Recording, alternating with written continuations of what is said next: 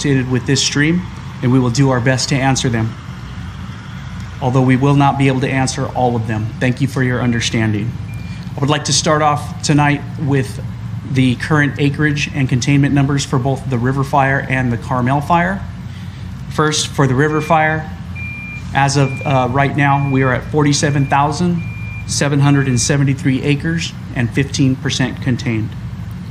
On the Carmel fire, we are at 6,695 acres and 7% contained. Next up, we'll speak with Ops Section Chief Mike Wink.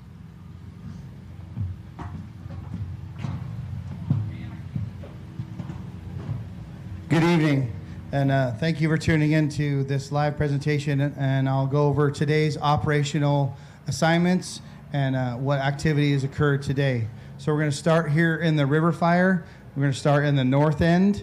So crews continue to work along River Road in these housing communities off of Indian Springs, Pine Canyon, Los Plomos, and Crown Point, strengthening and reinforcing lines. There is a line on all of this area, and crews were very aggressive, mopping up all from Pine Canyon all around the top here to the Toro County Park, and then back around this backside that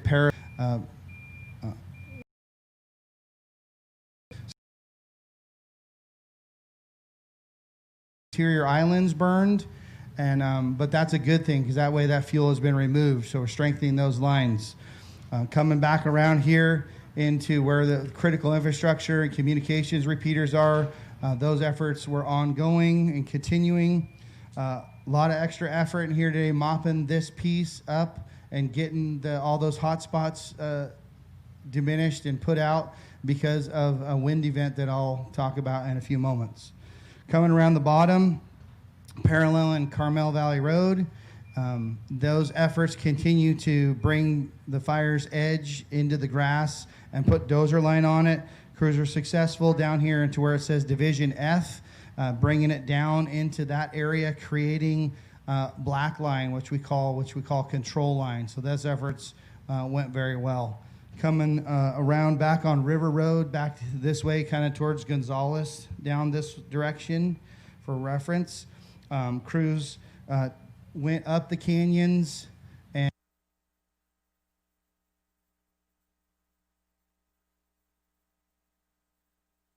piece is the number one priority for primary line, secondary line, and contingency line. Number two was the Carmel Valley Road side. Number three was the Carmel River side down here, because it'd be a big challenge if it gets across the Carmel River. So all of those things, good efforts were done in there. Interior islands and fuels were removed, and we'll talk about the why these were those priorities. I'll talk about we're preparing for tomorrow. They're predicting a change in the weather. That change will bring winds that'll transition from the west, then coming from the south, so from the bottom up, they come from the south, and then they could transition to the south and then come from the south and go to the southwest. Here, I just went over here, here, and here because they're going to be wind tested tomorrow, so we're preparing for that. Also, the weather folks are going to talk about some hazardous weather with lightning coming in. They'll give more details, but we're going to have surge capacity resources identified in all areas of the fire, that if we have increased fire behavior, we have those surge resources immediately available. We can assist all the local cooperators with new starts in the general area of the fire. That's why some of those evacuations are ongoing, are in place, not ongoing, in place. So we're preparing for those hazardous conditions. So that's an operational briefing of today's and current operations, as well as what we're preparing for tomorrow. So thank you.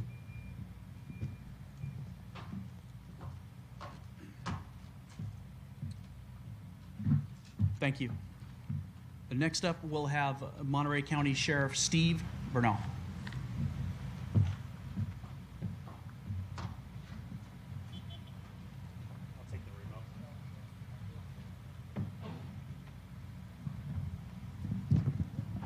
Good evening, everybody. So today the Monterey County Sheriff's Office completed evacuation orders in zones 17, 18, and 19 on the Carmel fire. So those zones have been evacuated by the Sheriff's Office and also cooperation with surrounding law enforcement agencies. I'd like to start by thanking all of our Monterey County surrounding law enforcement agencies who have come out to help the Sheriff's Office. We have more troops coming in from San Mateo County and from other regions to come help us, and their help is very much appreciated. Zones 20 and 21, these are northwest zones of 17, 18, and 19. They're still under an evacuation warning, so I'll show you on the map. So today, from Laurellis Grade, if you follow Laurellis Grade to Carmel Valley Road, all this area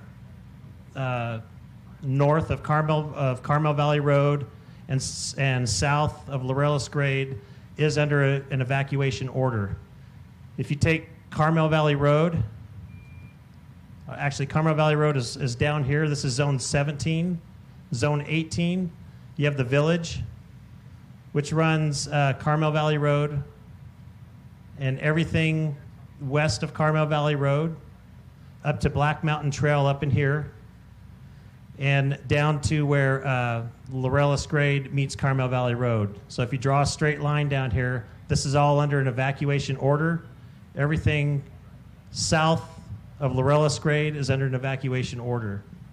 This yellow portion of the map here is under an evacuation warning. These are zones 20 and zone 21. So zone 20 is Laurellis Grade north along Highway 68 to York Road. It does not include York Road. It goes south of Highway 68, and it curves around Tank Road up here and up towards Tehama. So there's a portion of Tehama right here that's under an evacuation warning down to Carmel Valley Road, and everything north of Carmel Valley Road is under an evacuation warning out here.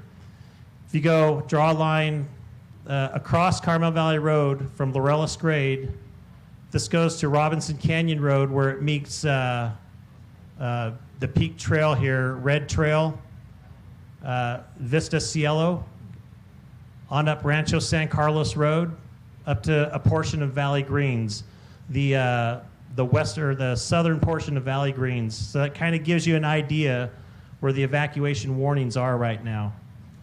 Again, when you get an evacuation warning, that's time to get everything together because the weather is really getting unpredictable and fire conditions. So your things should be packed and you should be ready to go.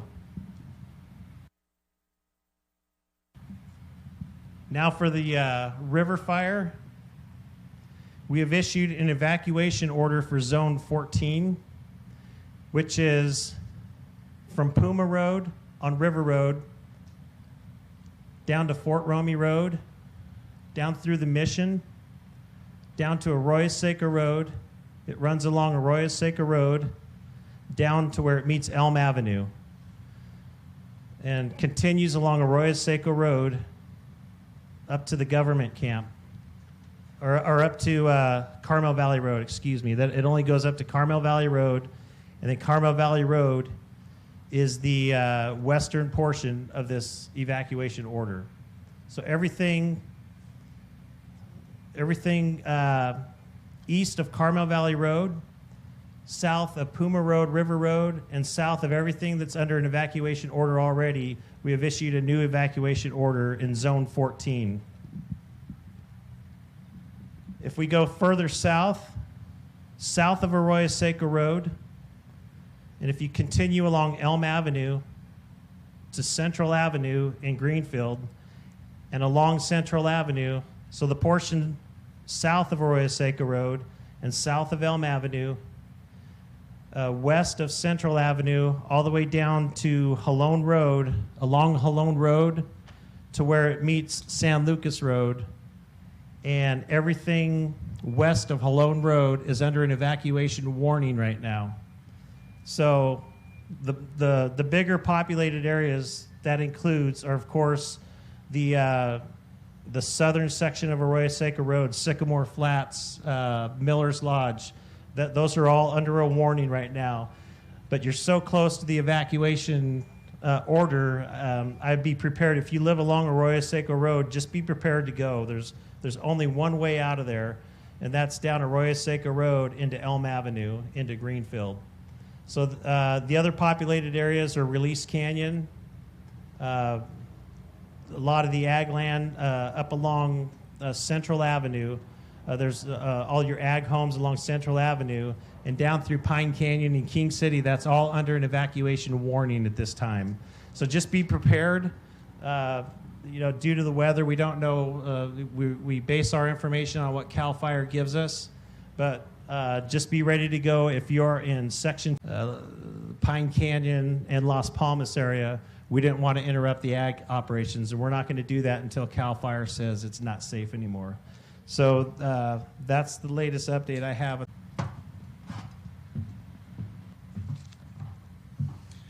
Thank you, Sheriff. Next up, CAL FIRE Incident Management Team 1 Incident Commander Nick Truax.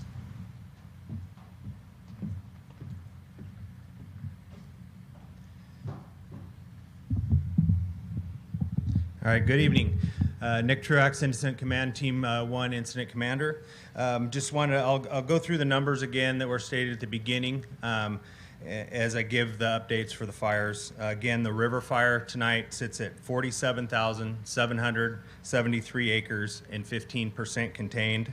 And we're up to 11 structures destroyed. That is the reason for that ticking up today was just we're getting better damage inspection done. We're about 33% complete with our damage inspection. So you'll see those, you may see those numbers tick up over the next couple days due to better intelligence coming in.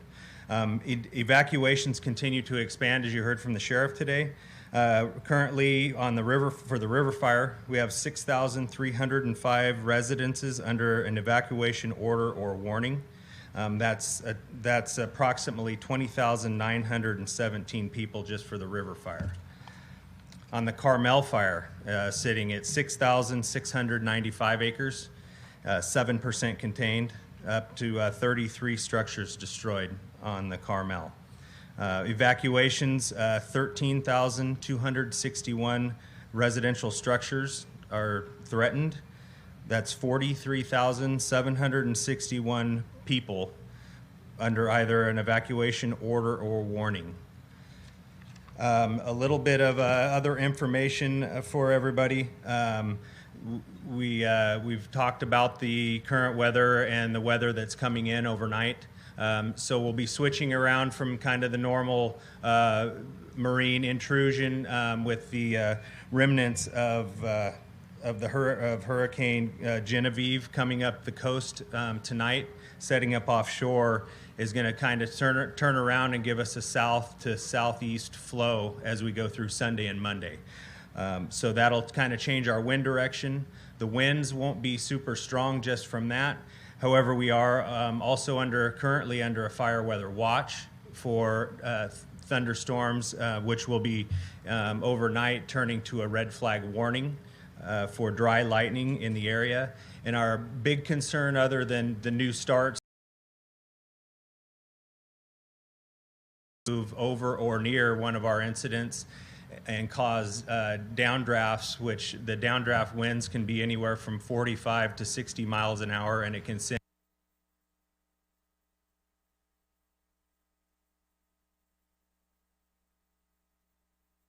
and get out of that area. We have requested additional engines for that, so we're hoping to see that come in. I have talked to one of the local fire chiefs, and he's told me that all the local fire departments, fire districts in the area that still have equipment here would be at our disposal when needed in their areas, and they plan to keep extra staff on because they have a shift change coming on in the morning. So that's good news if we aren't able to get additional equipment in. Just some other fire updates. The SCU Lightning Complex, that's Santa Clara Unit CAL FIRE. That's what SCU stands for, if anybody has wondered. 291,968 acres, 10% contained. There's 20 fires in that complex. They've had 5 structures destroyed, and California Incident Management Team 6 is in command of that incident. The CZU Lightning Complex, that's the Santa Cruz CAL FIRE unit. CZU Lightning Complex is 63,000 acres, 5% contained. 20 fires in that complex, 97 structures destroyed, and California IMT 3 is in command of that incident. The Dolan fire south of us here is 14,000 acres, 0% contained. On the Los Padres National Forest, the Venata Wilderness area. And California Interagency IMT 2 is in command of that incident.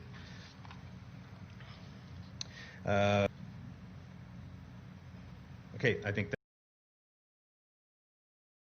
that's...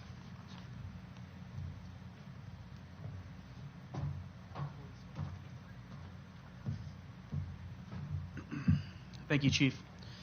We're going to go ahead and answer some questions, but first we'll go ahead and give you an opportunity since we do have a reporter in the audience. I guess my first question is, should there be more lightning strikes over the weekend? How much would that put you guys in terms of resources? So the question is should we receive additional lightning strikes going forward through the weekend? How would that affect our existing resources on the incident? Chief? All right, so currently we would definitely pull on any available resources left for initial attack. Right now, 96% of CAL FIRE's engines are committed to other incidents, so we'd really rely and draw on local government agencies that are in the area. We also have a plan in place tomorrow where we'll have pre-identified resources that are assigned to this incident that will go to new starts. New starts would be our priority for our resources that aren't actively engaged in structure defense or life safety defense.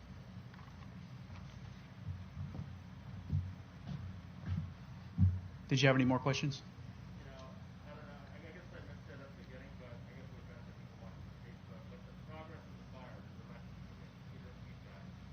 I'm sorry, one more time? The progress of the fire, which direction it's going for Carmel. Sure. The question is what direction is the fire currently spreading in relation to the communities?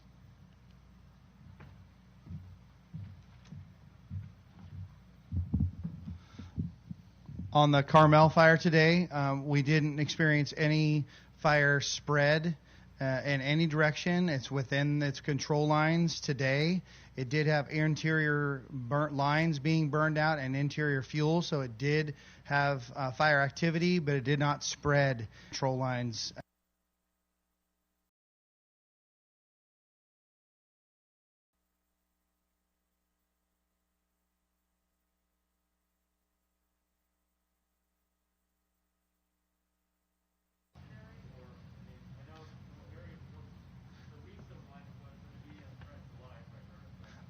I'm going to turn that over to the sheriff. Thank you.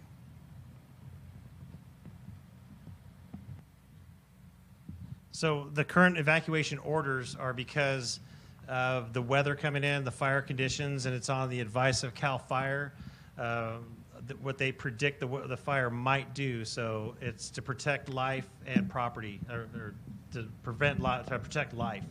So when we give like I said earlier, when we give an evacuation warning, it's time to start packing all your belongings and be ready to go. So when that order does come down, and even before the deputies get to your doorstep, you should be in the process of leaving. It's time to go.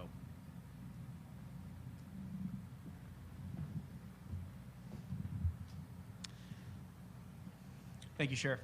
Next, we'll go ahead and move into questions that have been submitted via Facebook and Twitter. First question, right back to you there, Sheriff. We are not yet in any danger, but how can we find out which evacuation zone we live in? So that's a great question. To find out which evacuation zone you live in, just go to www.co.monterey.ca.us and search evacuation zones and just check which zone you live. I'd like to clear one thing up. We, in our new evacuation zone, down in the southern portion of Monterey County, Zone 24, there's two pine canyons in this river fire.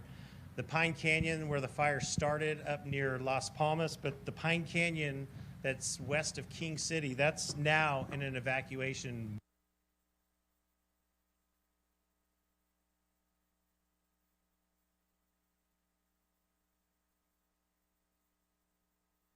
warning.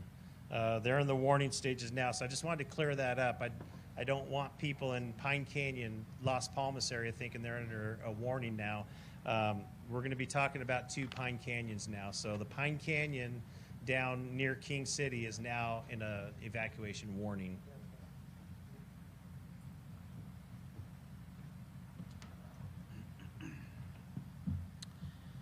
Okay, next question. Have firefighting planes and helicopters been able to operate in Carmel? We did have our aviation resources were on the incident today.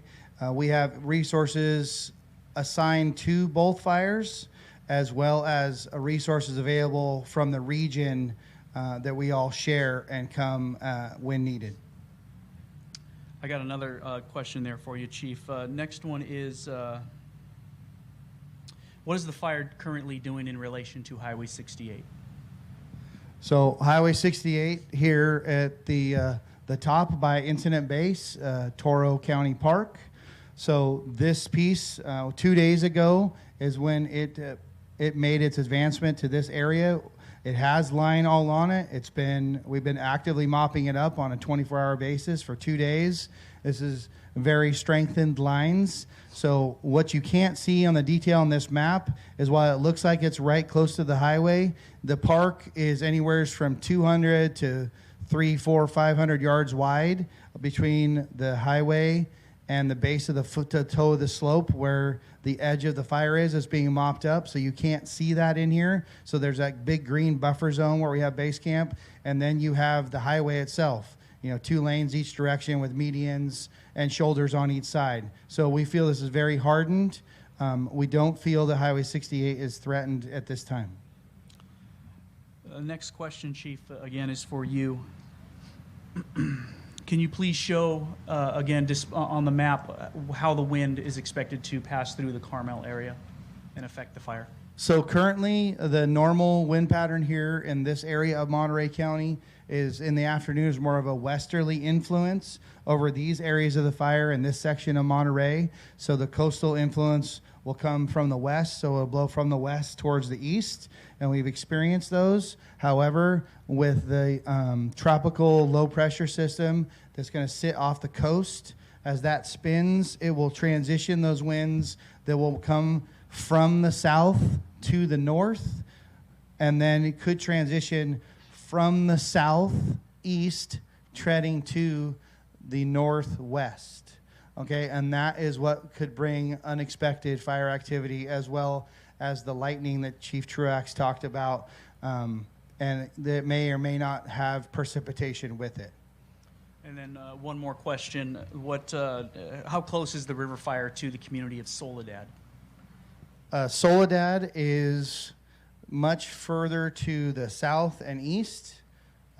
Sheriff, do you have a? Yeah. The sheriff confirms that it is an extremely long ways with a lot of agricultural lands, and it's on the other side of the highways as well. So we don't feel that that is a concern. Can I have the mic? Do you want to stay? Chief Truax, these next couple questions are going to be for you. First, what kind of out-of-state and federal assistance are we receiving? Okay, I'll start with the federal assistance. Both fires, have received what we call an FMAG for emergency assistance. So both that is due to the structure threat and the threat to infrastructure. Also, just of note, for the state of California, this isn't for this fire, but for the state of California, we've requested 375 additional engines from out of state. Currently, 45 engines are in state and being assigned to incidents. 33 are still en route, and then we've still got the pending request for the rest. So that's what's out for that. Okay. This next question is about specific communities here in that are being affected, the Las Palmas 2 and Las Palmas 1 communities. Okay. We don't plan to change any or take off any evacuation orders until after this weather event. So we'll see. You know, it's this event starts tonight, goes through Monday to Tuesday. Again, it'll just be timing and stuff. So we really don't have a good date, but I can tell you it won't be at least for another couple of days. But after that, operations, the sheriff, the power companies, county roads, anybody that has interests in there, we will all meet and make sure that everybody's ready, and then we'll coordinate that repopulation as soon as we can. We want to get as many people home as we can as quickly as possible. And final question, Chief, again, is for you. Are there any additional resources ordered specifically for the wind? Yeah, we've ordered additional engines for tomorrow. Again, we're competing with a lot of fires. One thing that I didn't mention earlier was there's another complex that I didn't talk about up in the Sonoma Lake and Napa area. Those fires, that's the second now largest fire in California history that is burning there. The fire is burning in Santa Clara that I talked about a little earlier. That's the third biggest fire in California history. So we have two of the largest fires in California history north of us that are burning. So there's a huge competition for the resources that we have. I can tell you that we are fairly lucky, I guess, in the sense that we do have quite a bit of resources compared to some of those much larger incidents, and that's due to some of our infrastructure and stuff that is around here. So did that answer all of it? Yeah, I believe so. Okay. Thank you, Chief. That's going to be the final question that we're going to take this evening. And for tips on how to prepare yourselves and your families and your homes, of course, against wildfire, please visit readyforwildfire.org. And to register for evacuation alerts in Monterey County, please visit Alert Monterey County. To register for evacuation alerts in Monterey County, please visit alertmontereycounty.org. And as always, you can find updated information on CAL FIRE San Benito Monterey units Facebook and Twitter feeds by simply searching at CAL FIRE BEU. Our next schedule briefing is going to be for 7 p.m.